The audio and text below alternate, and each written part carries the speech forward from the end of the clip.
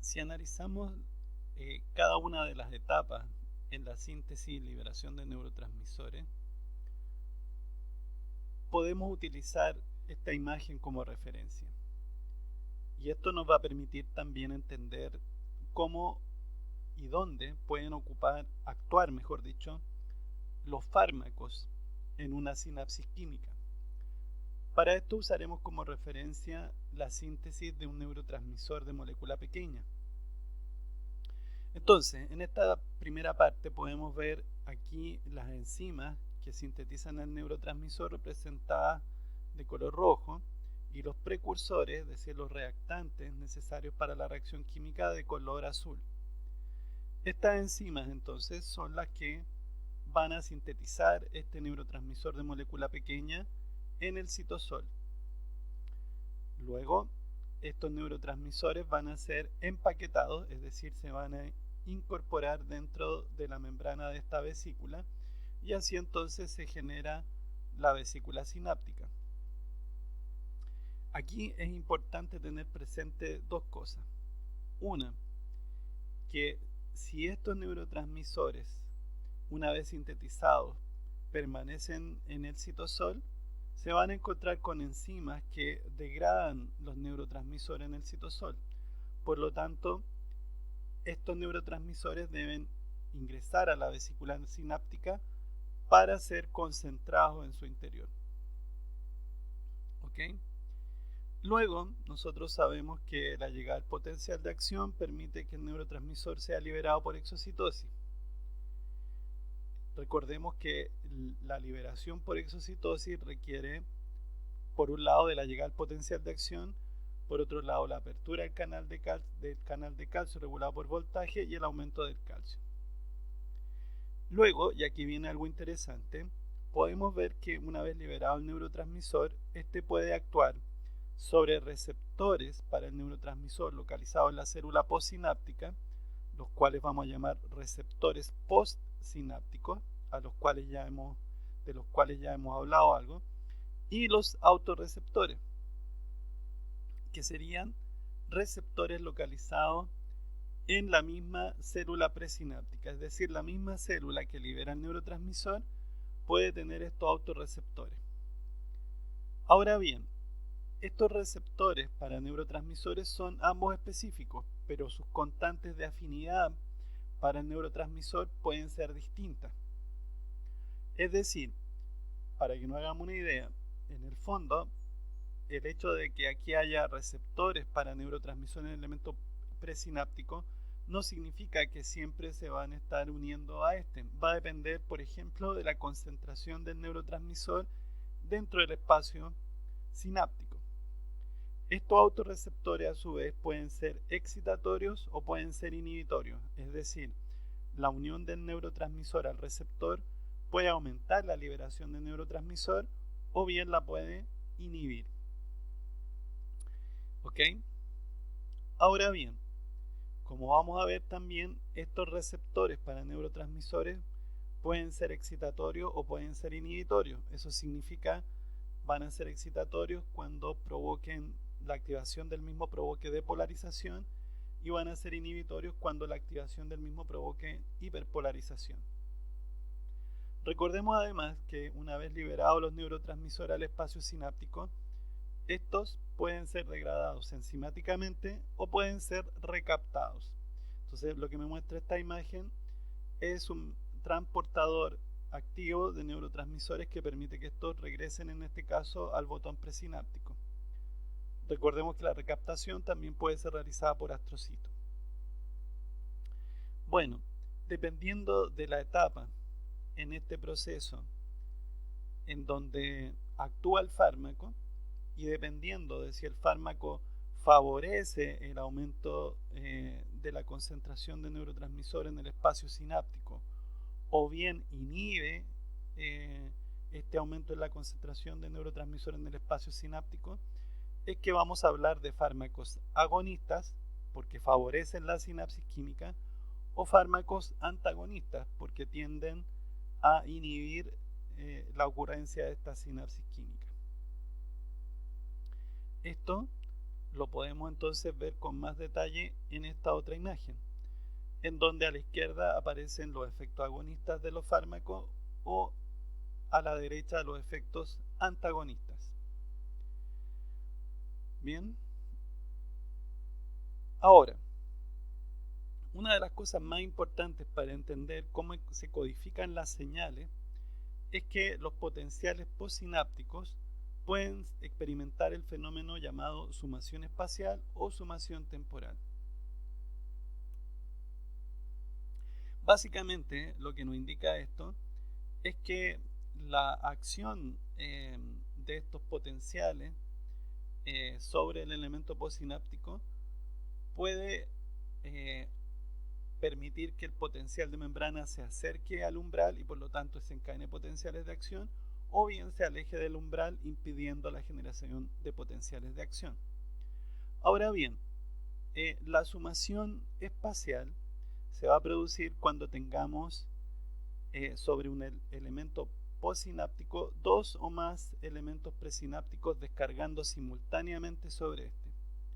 Cuando dos elementos presinápticos descargan sobre un elemento postsináptico, tendríamos que fijarnos qué tipo de sinapsis establecen estos elementos presinápticos con el postsináptico, porque como ya hemos visto pueden ser PPSE o pueden ser PPSI. Supongamos que en este caso A y B producen PPSE, como se ve en este gráfico. Si los dos son potenciales postsinápticos excitatorios, se van a sumar, es decir, van a hacer que la amplitud de esta depolarización sea mayor y por lo tanto se acerque al umbral y por lo tanto genere un potencial de acción. La sumación de tipo temporal la vamos a entender primero en una sinapsis entre un elemento pre y postsináptico.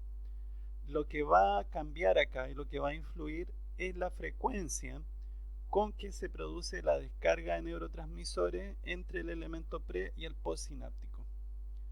¿Qué significa eso? Que a medida que aumente la frecuencia de descarga de neurotransmisores del pre a postsináptico, también va a aumentar la frecuencia con que se producen estos potenciales postsinápticos, que en este caso son también excitatorios. Entonces, en la medida que aumenta, aquí vemos claramente estos dos en esta unidad de tiempo, y aquí tenemos muchos más por unidad de tiempo, a mayor número de potenciales postsinápticos por intervalo de tiempo, es decir, a una mayor frecuencia, también la amplitud en el cambio potencial va a aumentar. Y por ende, si son PPSE, se pueden acercar al umbral y desencadenar un potencial de acción. En la práctica, la sumación, o en vivo, la sumación espacial y temporal pueden ocurrir simultáneamente. Entonces, para complementar esto, aquí vemos imágenes en donde tenemos varios elementos presinápticos haciendo sinapsis sobre un elemento postsináptico. Vemos que, esta sinapsis, la A por ejemplo, genera PPSE, la B también produce PPSE, en cambio la C y la D producen PPSI. Entonces vemos que si se suman dos PPSE, la amplitud de la depolarización aumenta y podría alcanzar el umbral y generar un potencial de acción. Pero si sumamos dos PPSI, la amplitud del cambio en el potencial de membrana también aumenta, pero en este caso alejándose del potencial de reposo y por lo tanto también alejándose del potencial umbral, y por lo tanto aquí no va a haber generación de potenciales de acción. Y este gráfico también me muestra qué ocurre si simultáneamente descargan una sinapsis de tipo excitatoria con una sinapsis de tipo inhibitoria. En este caso, el PPSE que produce una se suma al PPSI de la otra y se anulan mutuamente. Por lo tanto, el potencial permanece en reposo, es decir, no hay cambio en el potencial de membrana. A la derecha vemos dos posibles sinapsis, la entre el elemento presináptico A y el postsináptico, que me dicen que son PPSE, y en este otro caso entre B y el elemento postsináptico, que me dicen que son PPSI, por lo tanto la sinapsis inhibitoria. En este caso, a medida que, como hemos dicho, la suspensión temporal, lo que importa es la frecuencia con que se desencadenan los potenciales postsinápticos. Entonces, si aumenta la frecuencia de descarga de 2 ppse, entonces la amplitud del potencial aumenta acercándose al umbral y por lo tanto probablemente desencadene el potencial de acción.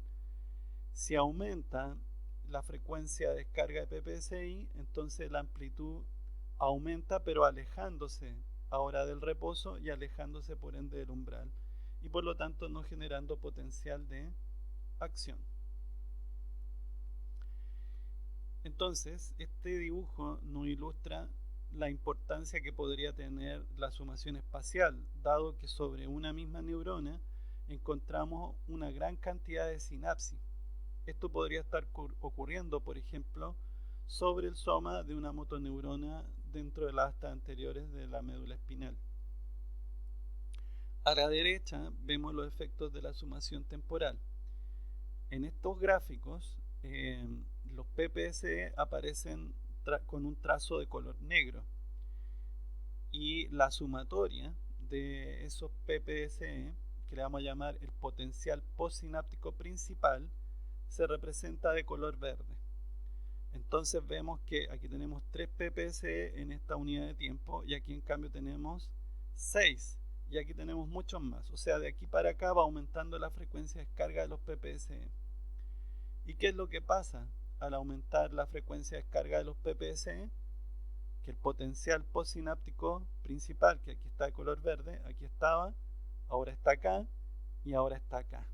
O sea, el potencial postsináptico principal se va haciendo cada vez más positivo y una vez que alcance el umbral se va a generar un potencial de acción.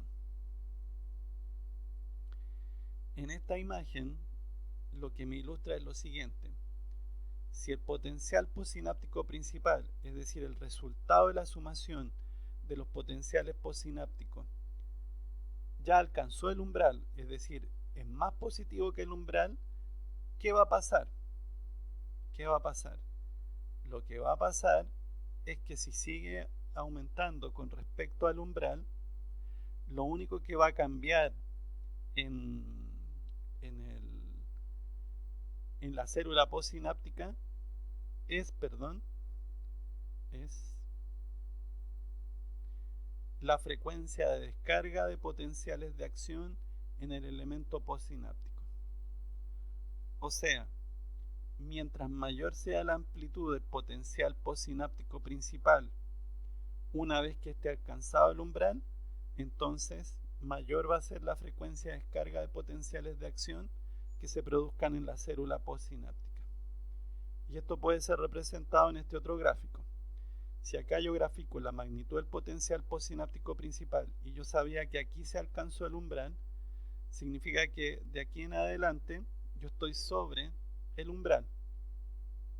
Y si grafico acá la frecuencia de descarga de potenciales de acción en la célula postsináptica, me doy cuenta que lo único que cambia es justamente esto, va en aumento.